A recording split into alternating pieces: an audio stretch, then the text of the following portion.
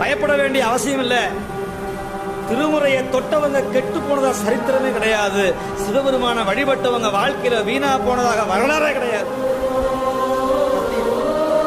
திருநீர் பூசுவவங்க, ருத்ராட்சம் தரிச்சவங்க, அவனுக்கு அடிமையா ஆனவங்க யாராவது கெட்டு போயிட்டா சொல்லுங்க. கிடையாது, இல்ல. உயர கொண்டு போவோம். நினைச்சு பாருங்க, நம்ம எங்க இருந்தோம், இப்ப நம்மளை எங்க வச்சுக்கிறான்னு பாருங்க. அந்த நிலைய நம்மையுமோ பொருளாக்கி நாய்ச்சுமையேற்றி வைத்து அம்மையனக்கருடையவாறு யார் அவன் யாரையும் கை